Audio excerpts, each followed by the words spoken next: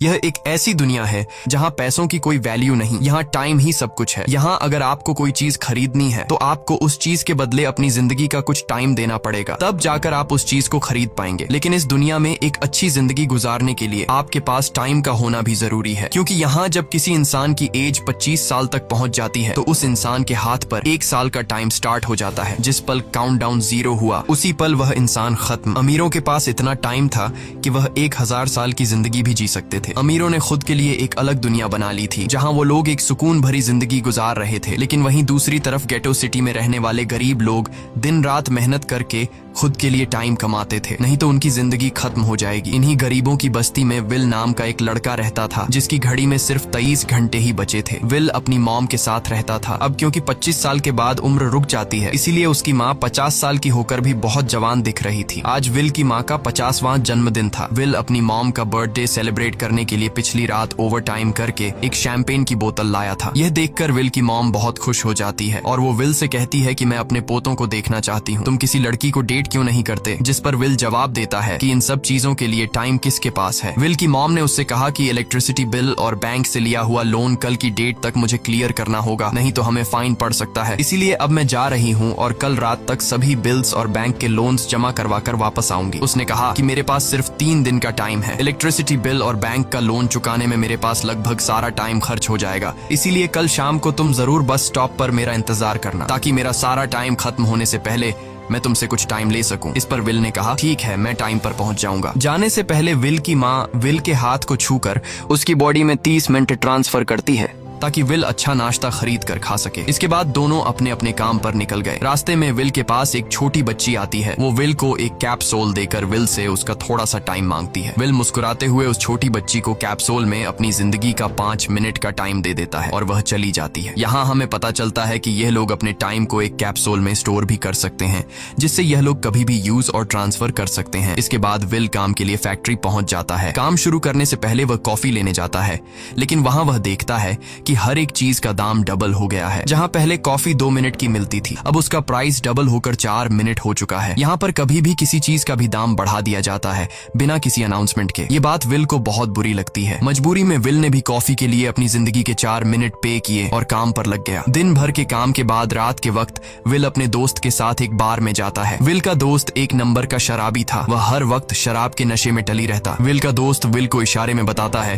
कि वह आदमी सबको फ्री में दारू पिला रहा है और उसके पास बहुत ज्यादा टाइम है। ये सुनकर विल ने जब उस आदमी की तरफ देखा तो उसे चारों तरफ से लड़कियों ने घेरा हुआ था। विल की जब उस आदमी की घड़ी पर नजर गई तो उस आदमी के पास 116 साल का टाइम था। ये देखकर विल समझ जाता है कि यह आदमी ग्रीनिच सिटी से है, क्योंकि गेटो सिटी में लोगों के पास ज्यादा से ज्यादा 2 दिन का टाइम होता है। विल उस आदमी के पास आया और उसे वार्न करने लगा कि यहाँ पर तुम्हें नहीं होना चाहिए था। यहाँ चोरों का खतरा है, ये लोग तुम्हें मारकर तुम्हारा टाइम चुरा लेंगे, इसलिए जल्दी से यहाँ से निकल जाओ। लेकिन वो आदमी विल की बातों को सीरियस नहीं लेता और उसे इग्नोर करके ड्रिंक करने लग जाता है। तभी उस बार में फोर्टिस नाम का एक गैंगस्टर अपने ग्रुप के साथ आया, जिसे देखकर सारे लोग बाहर निकल भागे। दरअसल यह शहर के सबसे बड़े गुंडे हैं जो लोगों से जबरदस्ती टाइम चुराते हैं। विल का दोस्त विल को पकड़कर ले जाने लगा, लेकिन विल ने जाने से इनकार कर दिया और वहां एक कोने में छिपकर सब कुछ देखने लगा। फोर्टिस उस अमीर आदमी से उसका सारा टाइम लूटने आया था। फोर्टिस उस अमीर आदमी को चैलेंज करता है कि चलो पंजा लड़ाते हैं और जो हारेगा वह अपना सारा टाइम जीतने वाले को दे देगा। ये टाइम फाइट आर्म रेसलिंग की तरह थी, जिसमें 2 लोगों को एक दूसरे की कलाई पकड़नी होती थी। जिस भी इंसान की कलाई नीचे होती थी उसका टाइम घटने लगता था और वो टाइम उस आदमी के हाथ में ट्रांसफर होने लगता था जिसकी कलाई ऊपर होती थी। इस तरह जीतने वाला इंसान सारा टाइम उस दूसरे आदमी से अपनी बॉडी में स्टोर करके उसे मार देता। फोर्टिस उस आदमी से कहता है, क्या तुम इसके लिए तैयार हो? इस पर उस अमीर आदमी ने कहा कि मैंने बहुत ज्यादा ड्रिंक की हुई है, इसलिए मुझे कुछ टाइम चाहिए, उसके बाद मैं तुम्हारे चैलेंज के लिए तैयार हूँ। फोर्टिस कहता है कि ठीक है, ये तुम्हारी आखिरी ख्वाहिश है, जाओ, मैं तुम्हें तैयार होने के लिए कुछ मिनट देता हूँ। फोर्टिस उसके साथ अपना एक आदमी भी भेज देता है ताकि यह भाग न सके। वो अमीर आदमी बाथरूम में आकर बहुत ज्यादा उल्टियां करने लग जाता है, क्योंकि उसे काफी चढ़ गई थी। इसलिए अगर वो इस हालत में फोर्टिस से पंजा लड़ता तो इस अमीर आदमी का हारना कंफर्म था। तभी विल वहाँ पर आ जाता है। वो फोर्टिस के आदमी को मारकर उस अमीर आदमी को अपने साथ उस जगह से बाहर निकाल लेता है और उसे फोर्टिस से बचाकर एक सेफ जगह पे ले आया। विल ने उस अमीर आदमी से कहा कि मैंने तुमसे कहा भी कि तुम्हारी जान को खतरा है, तुम जानबूझकर अपना टाइम क्यों बर्बाद कर रहे हो। वो आदमी विल को अपना नाम हेनरी बताता है और वो विल से पूछता है कि तुम्हारी उम्र कितनी है। विल ने बताया 28 साल। हेनरी ने कहा मेरी उम्र 105 साल है और अब मैं जिंदगी से थक चुका हूँ। मैंने अपनी लाइफ में हर एक चीज का मजा लिया है और अब मुझे इस जिंदगी की जरूरत नहीं है, मैं जीना नहीं चाहता। ये सुनकर विल ने हैरानी से पूछा आखिर तुम कहना क्या चाहते हो। इस पर हेनरी ने कहा लगता है तुम अब तक हकीकत से अनजान हो। क्या तुमने कभी सोचा है कि इस दुनिया में अलग अलग टाइम जोन्स क्यों बनाए गए हैं? आखिर क्यों तुम्हारे टाइम जोन गेटो में किसी भी वक्त चीजों के दाम और टैक्स बढ़ा दिए जाते हैं? दरअसल महंगाई जानबूझकर बढ़ा दी जाती है ताकि गरीब लोग मरते रहें और उनकी मौत का फायदा ग्रीनविच टाइम जोन के अमीर लोगों को होता रहे। असल में ये सारा सिस्टम उन्हीं का बनाया हुआ है। जरा सोचो, वहाँ ग्रीनविच टाइम जोन में लोगों के पास जीने के लिए हजारों साल हैं, लेकिन यहाँ गेटो में तुम लोग हर रोज जीने के लिए मेहनत मजदूरी करते हो। ऐसा इसलिए है क्योंकि उन्होंने तुम्हें यह करने के लिए मजबूर किया है। वो लोग तुम लोगों को ज्यादा टाइम देना ही नहीं चाहते ताकि तुम लोग मजबूरी में उनके लिए काम करते रहो। वो लोग महंगाई बढ़ाकर तुम्हें ज्यादा से ज्यादा टाइम खर्च करने पर मजबूर करते हैं ताकि तुम्हारे टाइम से वो हमेशा की जिंदगी जी सकें। उन्होंने अपनी जिंदगी का हर एक दिन गरीबों की मौत से इकट्ठा किया है और मैं ऐसी जिंदगी बिल्कुल भी नहीं जीना चाहता जो किसी गरीब मजबूर इंसान की मौत से मिली हो। ये सब सुनकर विल समझ गया कि हेनरी बहुत ही नेक दिल इंसान है। हेनरी ने विल से आगे पूछा अगर तुम्हारे पास मेरे जितना टाइम होता तो तुम क्या करते? विल ने मुस्कुराकर कहा कि सबसे पहले मैं बार बार टाइम को देखना छोड़ देता, क्योंकि उस वक्त भी विल के पास सिर्फ 18 घंटे होते हैं। वो सोने से पहले, सोने के बाद, खाना खाते टाइम हर वक्त अपनी घड़ी देखता रहता है क्योंकि मुझे डर लगता है कि कहीं मेरा टाइम खत्म न हो जाए और मैं मर न जाऊं। विल कहता है कि मेरी मॉम घर संभालने के लिए बहुत ज्यादा मेहनत करती है। अगर मेरे पास तुम्हारी तरह इतना ज्यादा टाइम होता तो मैं अपनी मॉम के लिए ग्रीनविच सिटी में एक अच्छा घर खरीदता और हम दोनों वहाँ पर खुशी से जिंदगी गुजारते। इसके बाद विल ने हेनरी से कहा आज रात हमें यहीं रुकना होगा, सुबह तक खतरा टल जाएगा, तब तुम वापस अपने घर लौट जाना। इसके बाद ये दोनों सो जाते हैं। सुबह उठकर हेनरी देखता है कि विल अभी भी सो रहा है। वो विल के पास आता है और उसके पास जितना भी टाइम होता है वो सारा का सारा विल को ट्रांसफर कर देता है और अपने पास कुछ ही मिनट बचाकर एक ब्रिज के ऊपर जाकर बैठ जाता है। विल जब नींद से जागा तो उसने देखा कि हेनरी वहां से जा चुका है।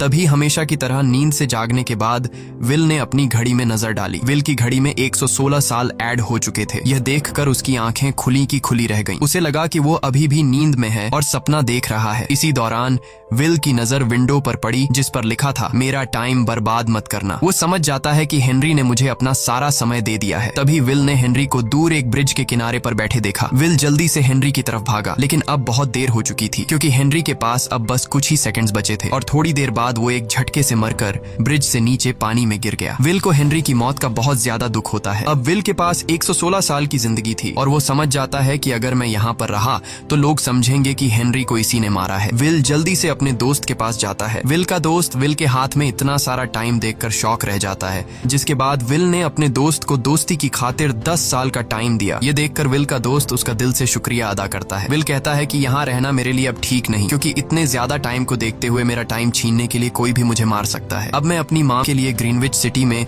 एक अच्छा सा घर खरीद सकता हूँ और वहाँ पर एक सेफ लाइफ गुजारूंगा। जिसके बाद विल अपने दोस्त को गुड बाय कहकर वहाँ से निकल जाता है और सीधा उस बस स्टॉप पर जाकर मॉम का इंतजार करने लगता है, जहाँ 2 दिन पहले उसकी मॉम ने उससे कहा था कि मैं इलेक्ट्रिसिटी का बिल और बैंक का लोन चुकाकर इस बस स्टॉप पर पहुंचूंगी। दूसरी तरफ विल की मॉम सारे लोन और बिल्स भरने के बाद घर लौटने के लिए बस में चढ़ी, पर तभी उसे पता लगा कि एक ही दिन में बस की टिकट के दाम डबल हो गए थे। पहले जहां टिकट 1 घंटे में आती थी वहीं अब प्राइस 2 घंटे हो गया था। ये देखकर विल की मॉम बहुत ज्यादा परेशान हो जाती है क्योंकि विल की मॉम के पास सिर्फ 1.5 घंटा बचा था। विल की मॉम बस ड्राइवर से रिक्वेस्ट करती है कि अगले स्टॉप पर मेरा बेटा उसे बाकी का टाइम दे देगा, लेकिन बस ड्राइवर ने साफ इनकार कर दिया और कहा कि अगर टाइम नहीं है तो फिर पैदल चली जाओ। लेकिन विल की मॉम को पता था कि अगला बस स्टॉप बहुत दूर है, अगर वह पैदल भी जाती है तो उसे पहुंचने में 2 घंटे लगेंगे। उस वक्त बस में ढेर सारे पैसेंजर्स सवार थे। विल की मॉम ने उनसे भी रिक्वेस्ट की पर किसी ने भी उनकी मदद नहीं की। इतने में ही बस वहां से निकल गई। विल की मॉम रेचल के पास ज्यादा टाइम नहीं बचा था, इसलिए वह दौड़ती हुई पैदल घर की तरफ भागने लगी। दूसरी तरफ विल अपनी मॉम के लिए फूलों का गुलदस्ता लिए बस स्टॉप पर उनका इंतजार कर रहा था, क्योंकि आज उसे अपनी मॉम का बर्थडे सेलिब्रेट करना था। बस जब उस स्टॉप पर पहुंची तो कई सारे पैसेंजर्स उतर आए, पर उनमें से विल की मॉम नहीं थी। विल यह देखकर परेशान हो जाता है और उसे समझ आ गया कि जरूर उसकी मॉम मुसीबत में है। वह उसी वक्त अपनी मॉम की तलाश में भागा। उधर रेचल के पास अब कुछ ही मिनट बचे थे। वह रास्ते में आने वाली गाड़ियों और लोगों के घरों का दरवाजा पीट पीट कर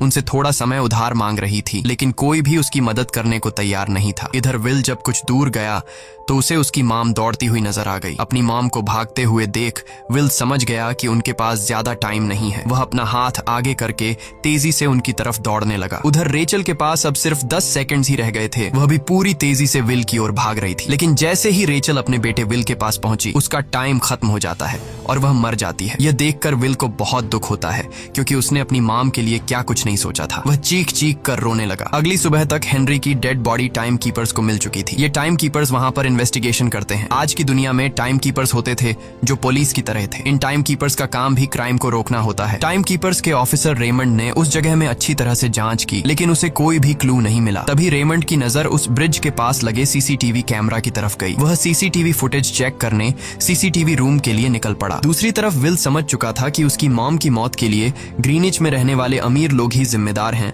जिन्होंने गेटो शहर के लोगों को एक एक सेकंड का मोहताज बना दिया है। अब विल उनसे बदला लेने ग्रीनिच की तरफ निकल पड़ा और यहाँ से होती है असल कहानी शुरू। ग्रीनविच सिटी में एंटर होने के लिए विल को 1 साल का टाइम खर्च करना पड़ा और ग्रीनिच सिटी जा पहुंचा। वहाँ जब विल ने अमीर लोगों का लाइफस्टाइल देखा तो उसकी आंखें खुली की खुली रह गईं। वहाँ लोगों के पास इतना टाइम था कि वो लोग मरने का नाम तक भूल गए थे। यहाँ पर अमीर लोग के बॉडीगार्ड के पास भी 100 साल से भी ज्यादा का टाइम था। ये देखकर विल गुस्से से लाल हो जाता है, क्योंकि विल जिस शहर से आया था वहाँ पर लोगों के पास सिर्फ 24 घंटे की जिंदगी थी। विल वहाँ एक महंगे होटल में रुकता है। खाना खाते दौरान एक बहुत ही खूबसूरत लड़की विल को देखती है, जैसे उसे विल पसंद आ गया हो। दूसरी तरफ टाइम कीपर रेमंड हेनरी की मौत के वक्त का सीसीटीवी फुटेज चेक कर रहा था। तभी उसे फुटेज में विल दिखाई देता है। हालांकि कैमरा ने हेनरी को ब्रिज से गिरते हुए रिकॉर्ड नहीं किया था, लेकिन उस फुटेज में विल ब्रिज के पास खड़ा नजर आ रहा था, जिससे रेमंड को विल पर शक होने लगा। इसलिए रेमंड ने अपनी टीम को विल के बारे में जानकारी इकट्ठा करने को कहा। रिसर्च के दौरान टाइम कीपर्स को यह बात पता चल जाती है कि विल नाम का एक आदमी बहुत सारा टाइम खर्च करके ग्रीनविच सिटी में एंटर हो गया है, जिससे रेमंड को यह बात कंफर्म हो जाती है कि विल ने ही हेनरी को मारा है। रेमंड उसी वक्त अपनी टीम के साथ ग्रीनविच शहर की ओर रवाना हो गया। दूसरी ओर ग्रीनविच शहर में विल एक कैसीनो में आया, जहाँ कुछ अमीर लोग पोकर खेल रहे थे। विल भी उनके साथ बैठ जाता है। एक नए आदमी को देखकर ये लोग उस पर हंसने लगते हैं, लेकिन विल गैम्बलिंग में माहिर था।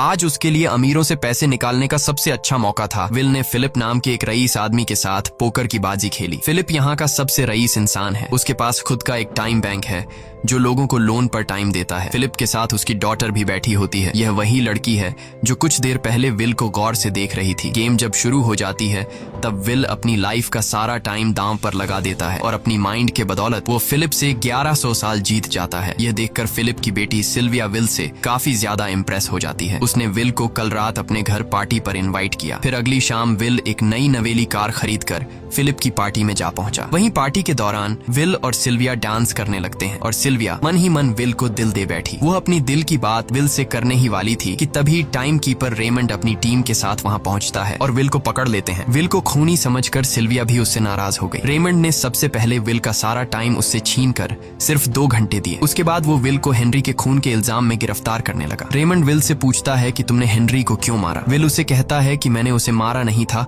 बल्कि वो खुद जीना नहीं चाहता था, इसलिए उसने मुझे 116 साल दी और बाद में उसने खुद की जान ली। लेकिन रेमंड विल की बात पर यकीन नहीं करता। विल समझ जाता है कि रेमंड मुझे हेनरी के झूठे केस में फंसाकर उम्र भर कैद के लिए मुझे जेल में डाल देगा। इसलिए वह मौका देखते ही रेमंड के आदमियों को मारकर खुद को आजाद कर लेता है और उनकी बंदूक लेकर सिल्विया को बंदी बना लिया। सिल्विया को ढाल बनाकर विल उसे साथ लेकर भाग निकला और रेमंड और उसके आदमियों को चकमा देता हुआ वापस गेटो शहर आ पहुंचा। इस दौरान विल के पास टाइम काफी कम बचा था। उसने सिल्विया से कुछ टाइम उधार मांगा, लेकिन सिल्विया ने उसे 1 सेकंड भी देने से इनकार कर दिया, क्योंकि वह भी उसे हेनरी का खूनी समझ रही थी। इसलिए वो और तेजी से गेटो शहर की तरफ कार दौड़ाता है ताकि वहां पहुंचकर किसी से टाइम उधार ले सके। जल्दबाजी में उसका ध्यान आगे सड़क पर बिछी कंटीली तारों पर नहीं पड़ता, जिससे टकराते ही विल की कार ब्रिज से नीचे गिर जाती है। इस एक्सीडेंट में विल और सिल्विया बेहोश हो गए। असल में रास्ते में वह कांटे फोर्टिस और उसकी गैंग ने बिछाए थे। फोर्टिस ने देखा कि सिल्विया के पास 10 साल का टाइम था। वो सिल्विया का सारा टाइम चुरा कर वहां से निकल जाते हैं। इतने में ही विल और सिल्विया को होश आया। सिल्विया ने जब अपने हाथ की तरफ देखा तो वो परेशान हुई, क्योंकि उसके पास सिर्फ सिर्फ 30 मिनट ही बचे थे और विल के पास भी कुछ मिनट ही बचे थे, पर फिर भी उसने सिल्विया को अपने कुछ मिनट दिए, जिससे इन दोनों का टाइम बराबर हो गया। इसके बाद विल सिल्विया को लेकर जल्दी से अपने दोस्त के घर जाता है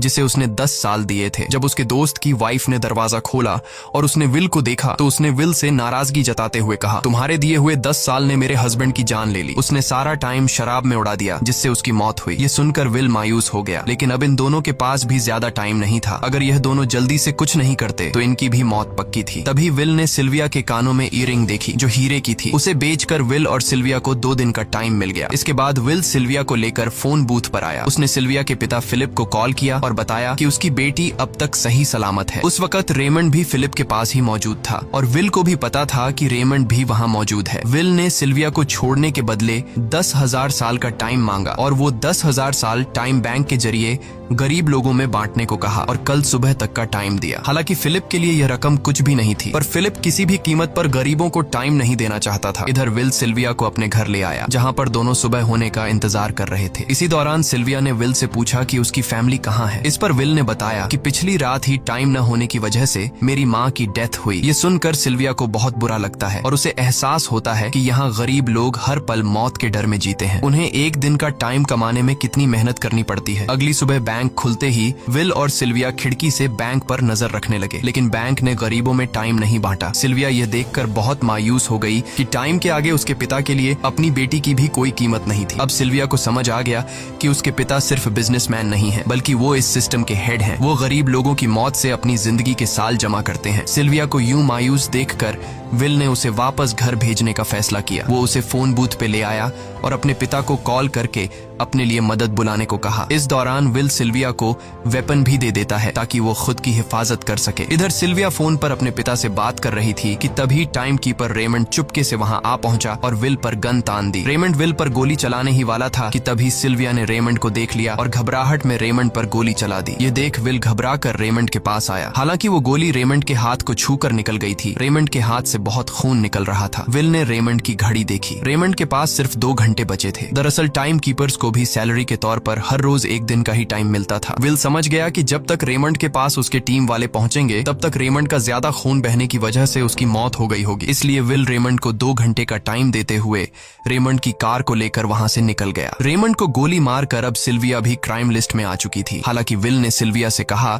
कि वो अभी इन सब से निकल सकती है, लेकिन ग्रीनिच में सिल्विया की जिंदगी पिंजरे में कैद पंछी की तरह थी। उसके पिता फिलिप ने उस पर बहुत सारी पाबंदियां लगा दी थीं, पर यहाँ आकर उसे आजादी का एहसास हो रहा था क्योंकि यहाँ वो अपनी मर्जी की मालिक थी और सिल्विया समझ जाती है कि यहाँ पर लोगों के साथ गलत हो रहा है। अब वह भी गरीबों को उनका हक दिलाने में विल के साथ थी। विल और सिल्विया ने मिलकर अमीरों को लूटना शुरू कर दिया। सिल्विया जो कि ग्रीनिच सिटी के चप्पे चप्पे से वाकिफ थी, इसलिए इन दोनों ने प्लान बनाया कि वो ग्रीनिच सिटी में बैंक से टाइम कैप्सूल चुराएंगे और उनको गरीबों में बांट देंगे। सिल्विया ने सबसे पहले अपने पिता फिलिप के कई सारे बैंक्स में डाका डाला क्योंकि फिलिप ने गरीबों की मौत से वह सारा टाइम इकट्ठा किया था। इन दोनों ने तिजोरी से सभी टाइम कैप्सूल एक बैग में पैक करके वहां से निकल गए और उन्हें गरीबों में बांटने लगे। इतनी बड़ी चोरी करने के बाद अब सरकार भी इन दोनों से तंग आ चुका था, इसीलिए सरकार ने इन दोनों के सर पर 10 साल का टाइम इनाम रख दिया। ये खबर सुनते ही गैंगस्टर फोर्टिस अब इन दोनों को कुत्ते की तरह ढूंढने लगा, लेकिन विल और सिल्विया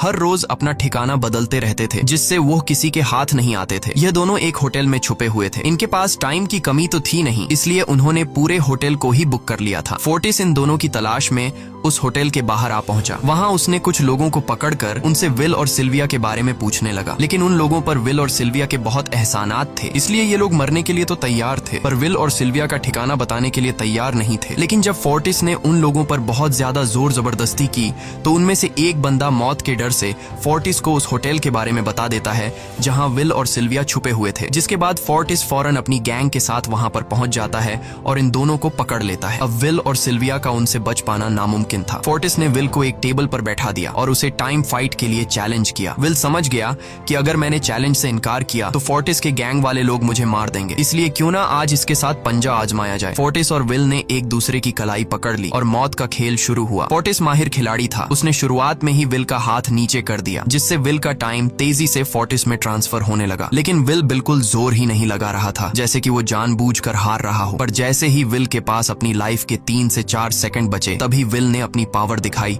और एक झटके से फोर्टिस का हाथ नीचे कर दिया। फोर्टिस की आंखें खुली की खुली रह गईं। वो पूरा जोर लगाकर अपना हाथ ऊपर करने की कोशिश कर रहा था, लेकिन विल की ताकत के आगे वो ढीला पड़ चुका था। ये देख फोर्टिस के आदमियों का ध्यान फोर्टिस की घड़ी पर अटक गया। अब उनका बॉस मरने वाला था। इतने में ही मौका पाकर विल ने अपने जूते से गन निकाली और पलक झपकते ही फोर्टिस के सारे आदमियों को शूट कर दिया, क्योंकि अगर वो ऐसा नहीं करता तो वो लोग उसे मार देते। इसी के साथ फोर्टिस का टाइम 0 हो गया और वह भी मारा गया। विल और सिल्विया जल्दी से वहां से भाग निकले। इसी दौरान उन्होंने देखा कि अमीरों ने सारा खेल पलट दिया था। विल और सिल्विया ने गरीबों में जितना भी टाइम बांटा था, उसकी वैल्यू अब कुछ भी नहीं रही थी, क्योंकि अमीरों ने महंगाई के दर को कई गुना बढ़ा दिया था। यह देख विल हारा हुआ महसूस करने लगा और उसे लगा कि मैं कभी भी इन गरीबों को उनका हक नहीं दिला सकूंगा। उसने सिल्विया से कहा कि अब सब खत्म हो चुका है। अगर वो लोगों में 1000 साल भी बांट दें तो अमीर लोग महंगाई को और ज्यादा बढ़ा देंगे, जिससे लोगों की हालत कभी नहीं सुधर पाएगी। सिल्विया ने कहा कि कोई तो रास्ता होगा। इस पर विल ने कहा कि हमें लाखों साल चुराकर इन लोगों को देने होंगे, तब जाकर हम लोग महंगाई को कंट्रोल कर सकते हैं। हालांकि यह इतना आसान नहीं था, पर सिल्विया ने इसके लिए एक प्लान सोच रखा था। अगली ही सुबह जब फिलिप अपने बॉडीगार्ड्स के साथ ऑफिस पहुंचा, तभी सिल्विया वहां आई और उसने अपने पिता से कहा कि वो सरेंडर करना चाहती है। तब सारे गार्ड्स ने सिल्विया पर गन तान दी, लेकिन तभी वहां पीछे से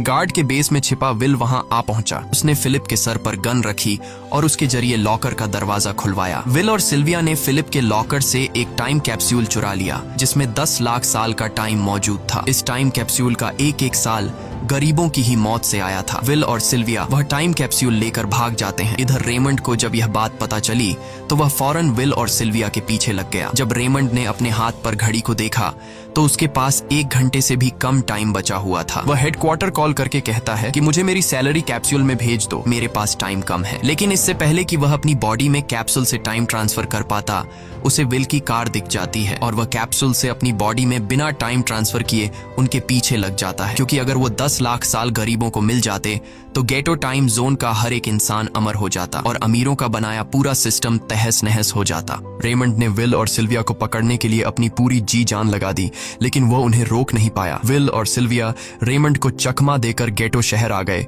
और वह टाइम कैप्सूल एक बच्ची के हाथों में सौंप दिया। उन्हें पता था कि रेमंड सीधा हमारे पीछे गीटो शहर पहुंचेगा, इसलिए उन्होंने इस जगह को छोड़कर एक सुनसान जगह पर चले गए। उधर उन्होंने गीटो शहर के लोगों में लाखों साल बांटकर उन्हें अमर कर दिया था, लेकिन खुद इन दोनों के पास बहुत ही कम टाइम बच जाता है। बदकिस्मती से उसी पल रेमंड ने उन्हें पकड़ लिया। रेमंड ने विल को धमकी देते हुए कहा, अगर तुम्हें अपनी जान प्यारी है तो चुराया हुआ सारा टाइम वापस कर दो। तब विल ने उसे अपनी घड़ी का समय दिखाया। विल और सिल्विया के पास कुछ ही मिनट बचे थे। विल ने रेमंड से कहा, कहीं तुम भूल तो नहीं गए? याद है जब तुम मरने वाले थे तो मैंने तुम्हें कुछ टाइम उधार दिया था। टाइम तो तुम्हें मुझे वापस करना चाहिए। यह सुनकर रेमंड को याद आया कि विल और सिल्विया को पकड़ने की जल्दी में उसने अपने टाइम पर ध्यान ही नहीं दिया। जब उसने अपनी घड़ी पर नजर डाली तो उसके पास सिर्फ 5 सेकंड ही बचे थे, जो देखते ही देखते 0 हो गए और रेमंड मारा गया। विल और सिल्विया रेमंड से तो बच गए थे, पर इन दोनों के पास भी अब सिर्फ एक मिनट ही बचा था। ऊपर से उस सुनसान इलाके में उनकी मदद करने वाला भी अब कोई नहीं था। उन्हें अपनी मौत साफ नजर आ रही थी। इन दोनों ने मायूस होकर एक दूसरे को गले लगाया और तभी विल को रेमंड की कार नजर आई। विल फौरन कार की तरफ भागा